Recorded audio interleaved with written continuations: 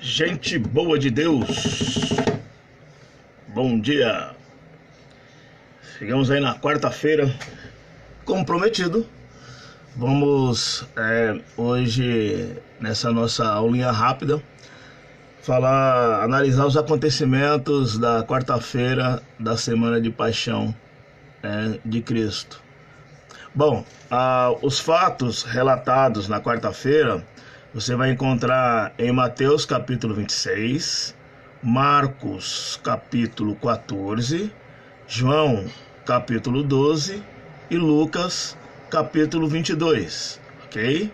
Então, Mateus capítulo 26, Marcos capítulo 14, João capítulo 12 e Lucas capítulo 22. Mas os livros que mais vão relatar essa quarta-feira vão ser os livros de Mateus e o livro de Marcos. Mais uma vez, hoje, a minha análise vai estar muito baseada no que Mateus deixou escrito, até pela riqueza de detalhes, né? E como Mateus é um livro que dialoga muito com a cosmovisão judaica, é o livro para melhor referenciar nesse momento. Bom, três grandes acontecimentos, né? Acontecem na quarta-feira. O primeiro grande acontecimento é o que nós vamos chamar de conluio. O que foi? É o conluio, ou seja, um plano para matar Jesus, né? Na realidade, os religiosos da época, né, já vinham alertando aos chefes de Jerusalém que Jesus Cristo era um problema, né, para o fundamentalismo deles, né? Mas como o ministério de Jesus Cristo ficou muito centrado ali na região da Galiléia, ou seja, distante de Jerusalém, era uma região de certa forma desprezada, né?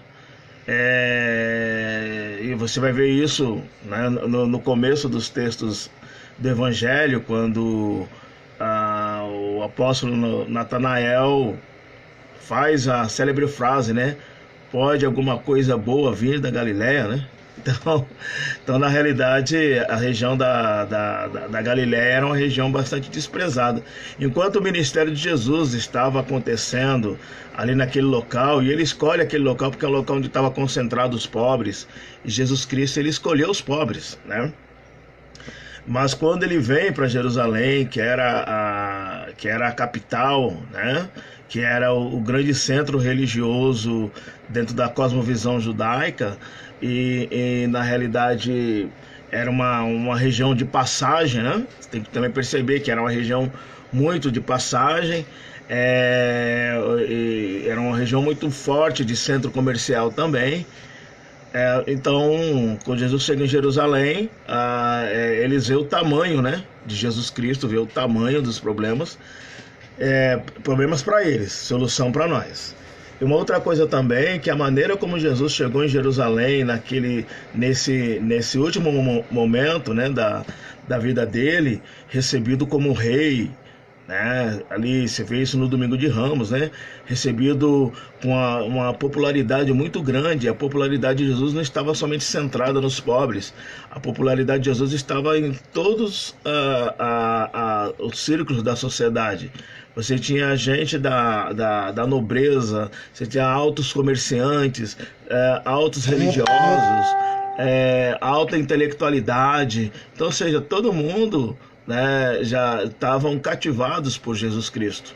Então, eles percebem o seguinte: ou eles agiam rápido, ou senão eles iam perder o domínio que eles tinham. Então, na realidade, tinha ali uma questão ligada a poder também, né? Então, por isso é o conluio. Então, o texto vai dizer ali, Mateus 26, de 1 a 5, vai dizer que eles se encontram, né, na casa de Caifás, E durante ali aquele período da madrugada, né, na madrugada da quarta-feira, eles começam a tratar, né, a respeito de como eles poderiam fazer para eliminar Jesus. mas tinha que ser algo muito bem feito. Bom, vamos primeiro começar a falar um pouquinho sobre Caifás, né?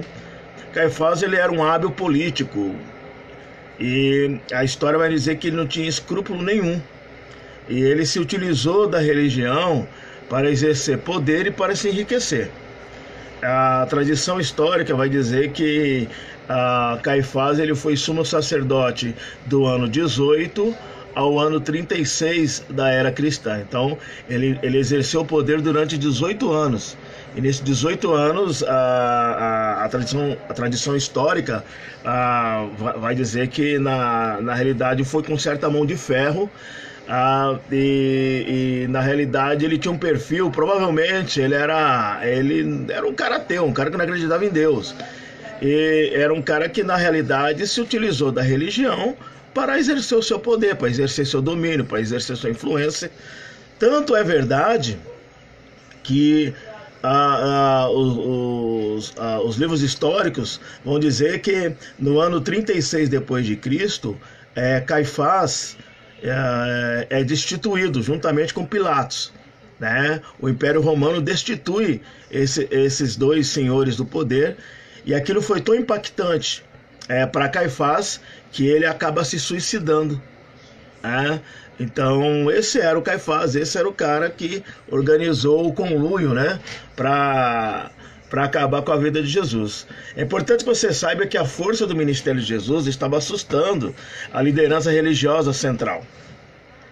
Então, mas isso foi potencializado, como eu disse, pela triunfal entrada de Jesus, né, em Jerusalém. E também como ele tinha facilmente derrotado, né, no debate, né, as melhores cabeças, né, do Sinédrio. Matar Jesus, gente, exigia uma engenhosidade que somente uma mente maquiavélica como o de Caifás poderia construir. Porque como Jesus Cristo era extremamente popular e estava com uma cancha de popularidade muito forte, não dava para simplesmente fazer com que os assassinos da época o assassinassem. Porque eles temiam também uma grande comoção social, e essa comoção social poderia provocar uma grande revolta, e uma grande revolta naquele momento era tudo que eles não queriam, porque na realidade Roma já estava de certa forma querendo destruir Jerusalém, querendo destruir a região da Judéia, porque eles entendiam que era uma região muito rebelde. Então, ou seja, a tensão política naquele momento era muito forte. Então, ou seja, uma revolta popular naquele momento ia se transformar num banho de sangue muito grande.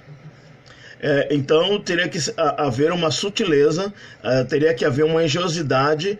Então, ou seja, ele teria que ser sutil com o poder romano, e também tinha que ter um poder de convencimento junto ao povo. Isso explica porque, na realidade, eles forçaram a situação para que os romanos crucificassem, para que os romanos matassem a Cristo. Eles exigem a crucificação porque, se os romanos executassem a Cristo, eles estavam guardados perante o povo, né, perante os judeus. Eles falam, não, olha, os romanos que identificaram nele um crime, então ele foi morto pelos romanos. Mas fica bem claro nos textos bíblicos, né, que todos os círculos da sociedade que se sentiam ameaçados por Jesus Cristo participaram desse conluio. Mas eles precisavam de uma narrativa, eles precisavam de um mote, eles precisavam de um tema, eles precisavam de algo forte para exatamente justificar a morte de Jesus. Né, como eu disse, né, os canalhas sempre vão se utilizar, né, de questões absurdas. Geralmente eles montam a narrativa, e essa narrativa sendo repetida, ela vai ter um poder de convencimento, né? Então a narrativa que justificaria o assassinato de Jesus teria que ser a tese da traição. Então eles tinham que provar que Jesus Cristo tinha traído Roma e tinha traído o povo.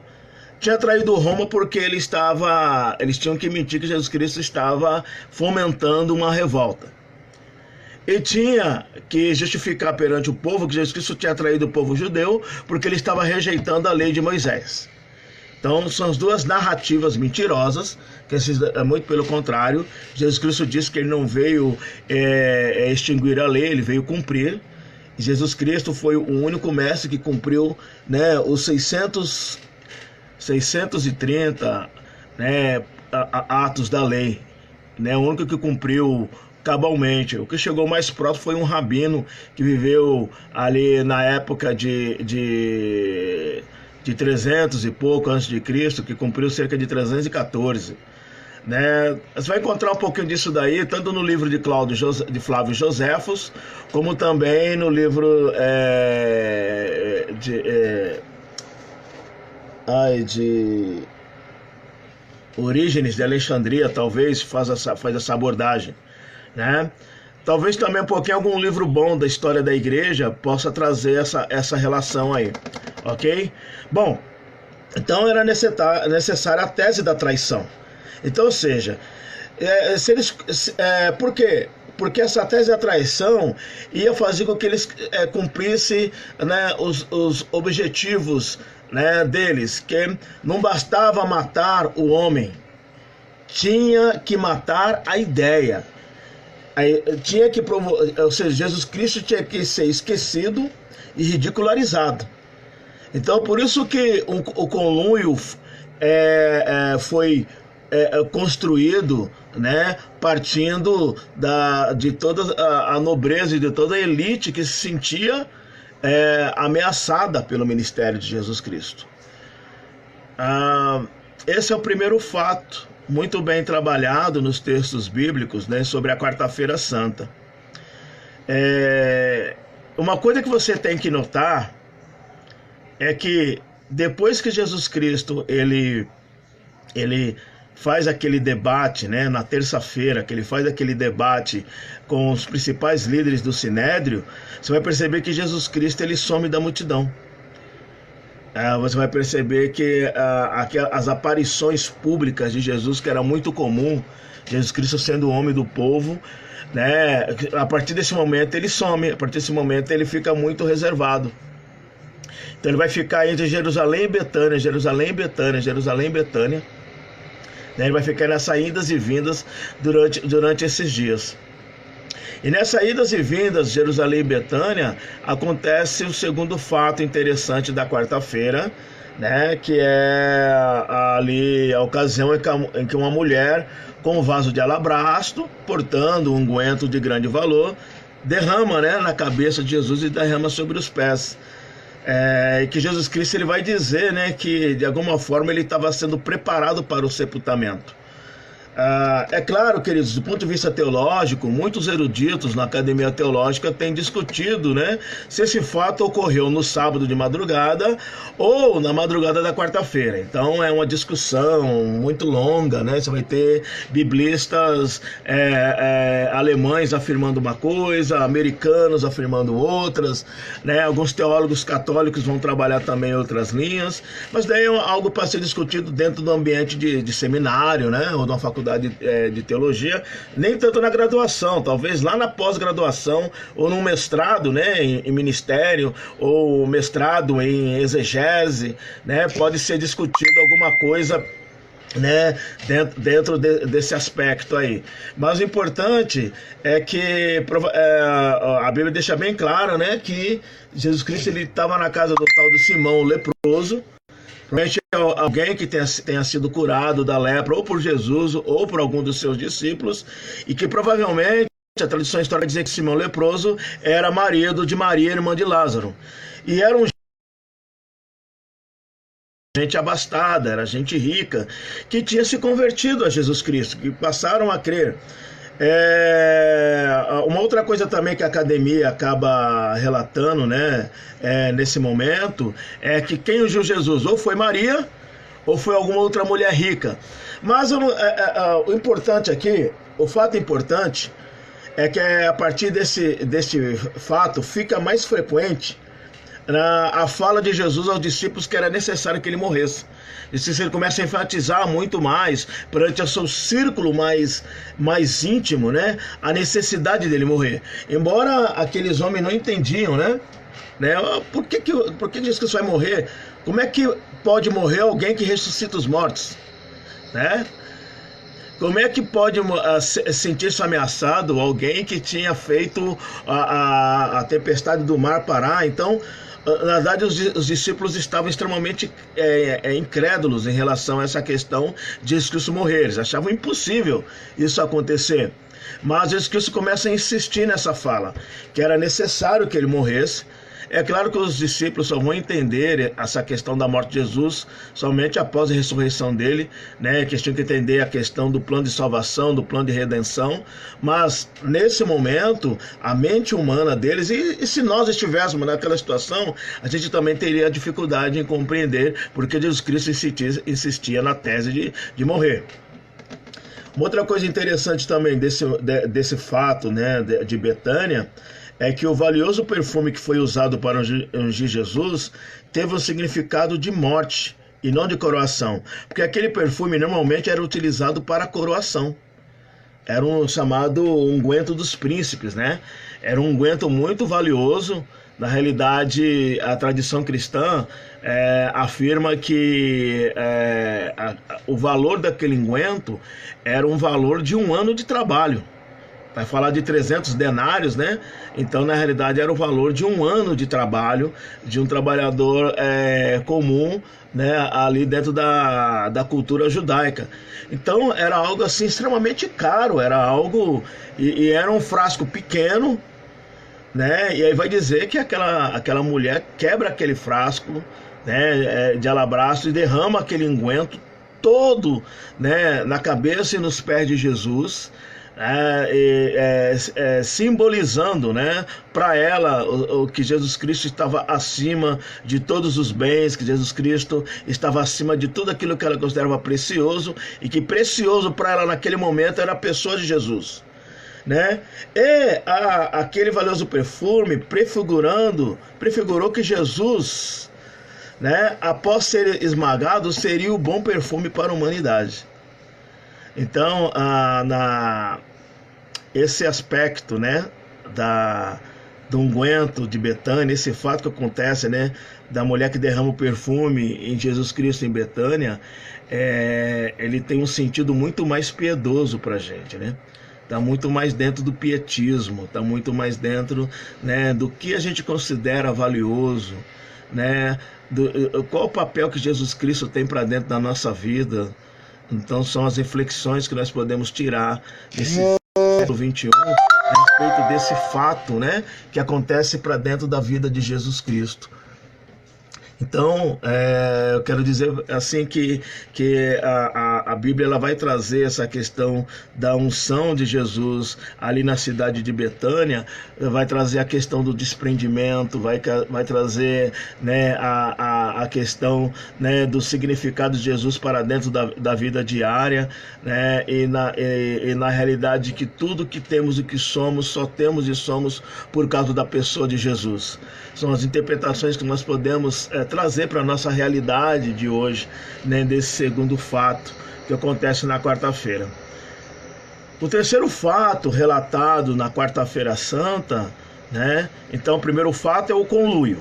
O conluio, né, ali dos príncipes, dos sacerdotes, da elite judaica que se sentia prejudicada por Jesus. Eles fazem um conluio e constroem ali um plano, né, exatamente para matar Jesus, mas fora de um tumulto, né? Precisava, na realidade, ser algo muito sutil. Precisava se matar o homem e matar a ideia.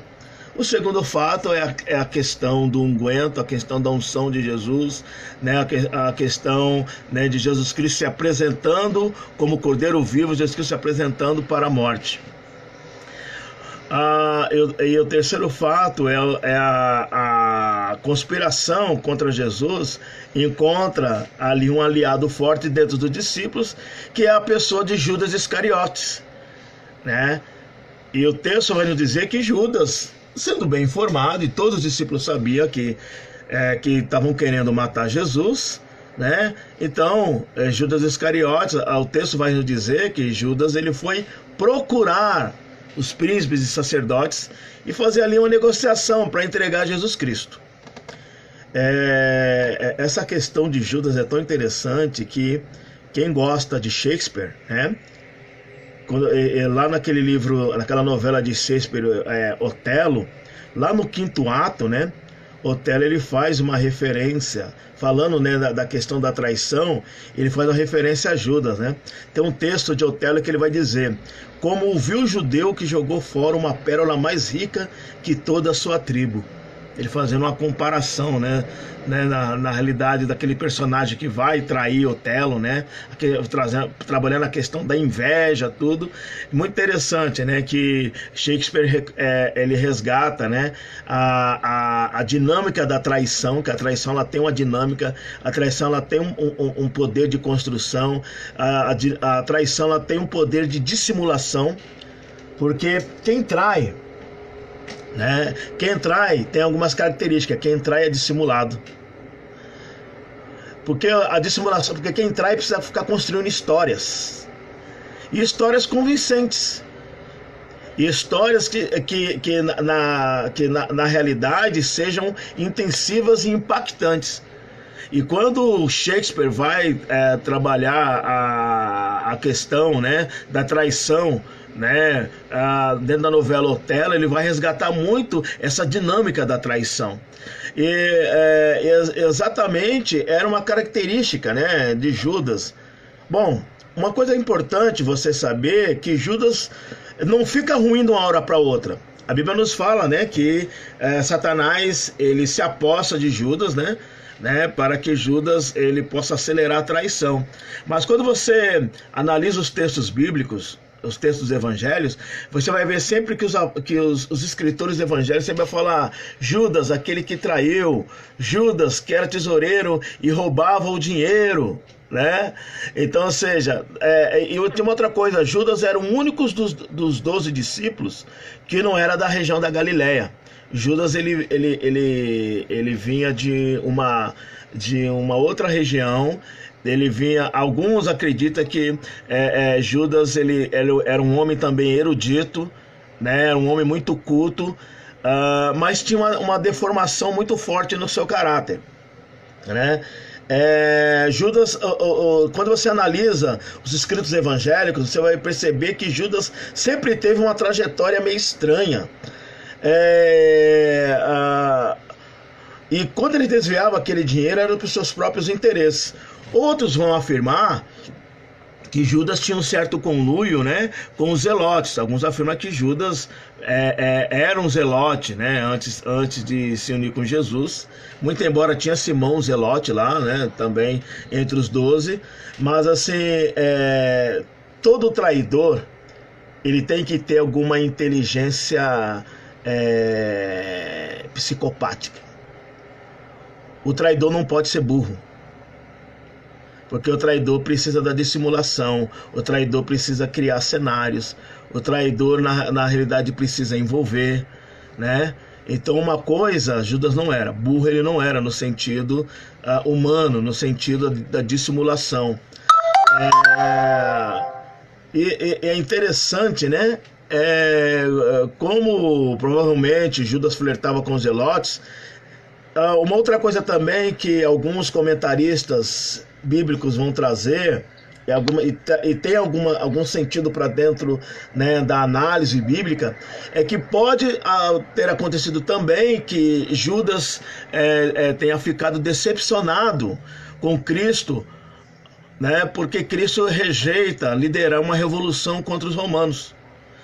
Que como Jesus Cristo tinha poderes miraculosos, estava com popularidade, Jesus Cristo estava com toda a bola naquele momento, né? A cabeça de um zelote pode ter pensado isso. O momento da gente se libertar de Roma é agora.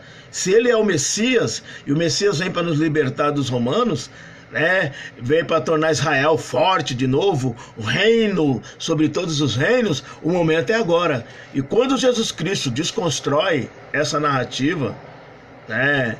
Dizendo que o reino dele não era desse mundo, né, dizendo que o reino dele era um reino de amor, e se a revolução tinha que acontecer, ia acontecer por meio do amor. Então há alguns comentários que vão trabalhar a ideia de que Judas se decepciona, e essa decepção, né, traz no coração de Judas, além da questão do mau caratismo, a questão da vingança, né? E na realidade essa decepção, né, faz com que de alguma forma Judas passe a desejar a morte de Jesus. Alguns outros comentaristas vão colocar também que Judas queria forçar uma certa prisão de Jesus e forçar talvez uma própria morte, mas que Jesus Cristo, na hora de ser preso, manifestasse a sua glória, manifestasse o seu poder, manifestasse o seu poderio, e aí sim todo mundo ia se unir com ele e lutar contra Roma. São especulações, né, gente? Dentro do campo da ciência, né, das religiões, da ciência teológica, você pode especular, né?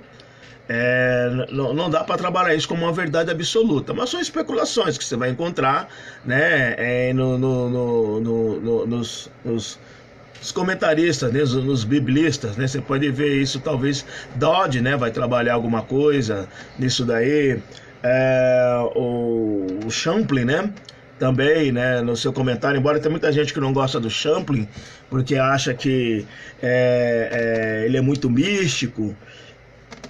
Então, talvez aí para dentro, seria, claro que seria mais para dentro da teologia sistemática, talvez dar uma analisada em Berkhoff, né? Mas Berkhoff, né, vai trabalhar mais ali uma teologia mais reformada. Eu não sei se Berkhoff vai entrar muito nesse sentido. Talvez ali os livros de história, né, de história do cristianismo, talvez os livros de hermenêutica, né? Aquele entende tu que lês, é muito interessante também. Seria talvez por aí que você possa, né, fazer as análises, né? Exatamente para trabalhar essas especulações. Bom, voltando aqui,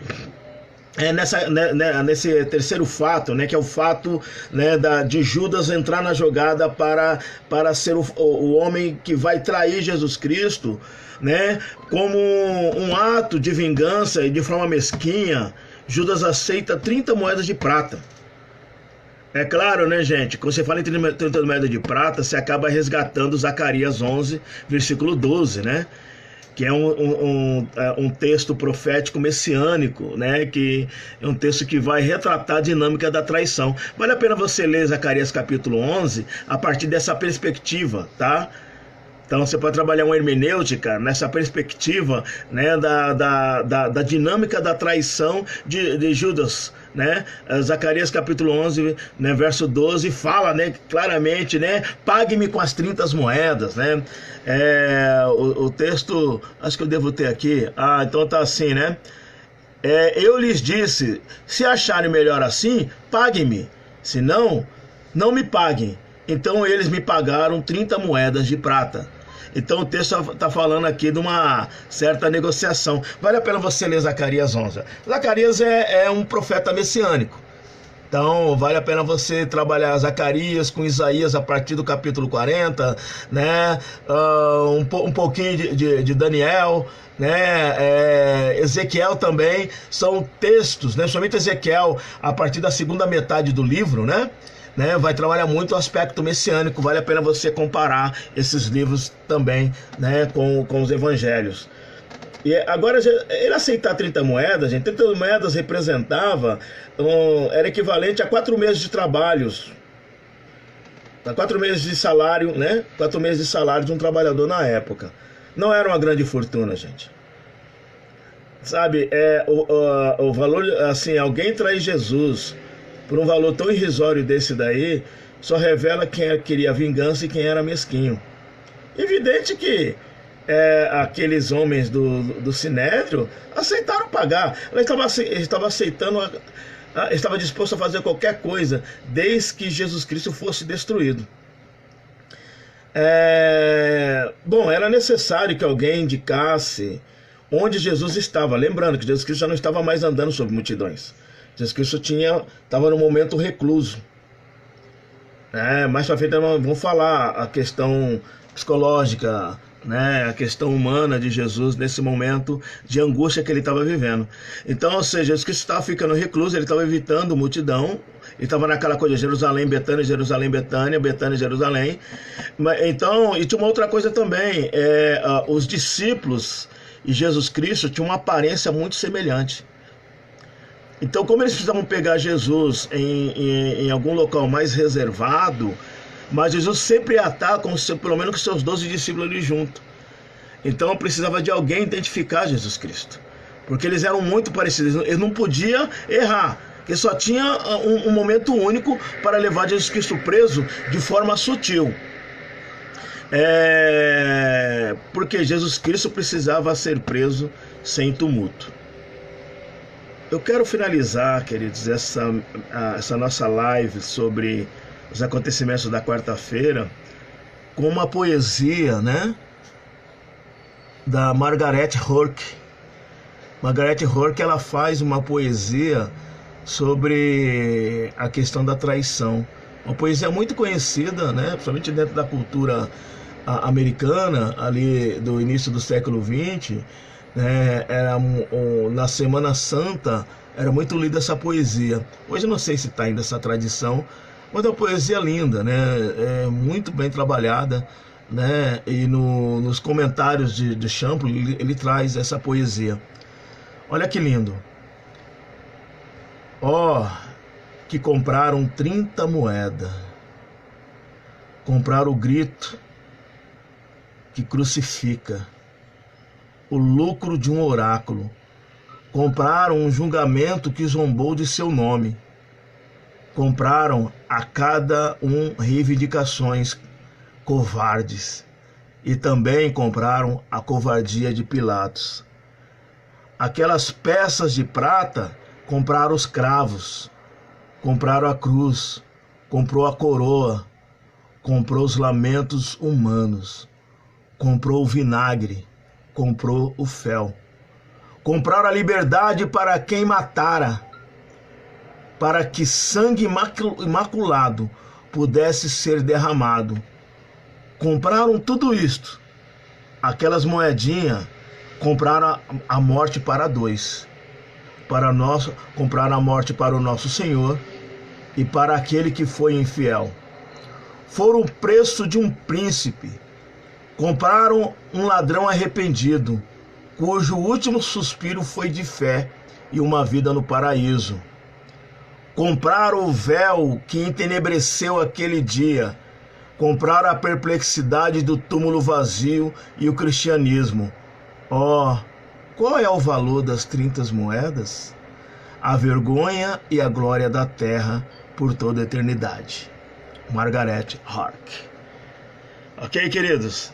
Então, essa foi a nossa aula um pouco mais breve sobre a nossa quarta-feira da paixão. Mas medite nesses textos.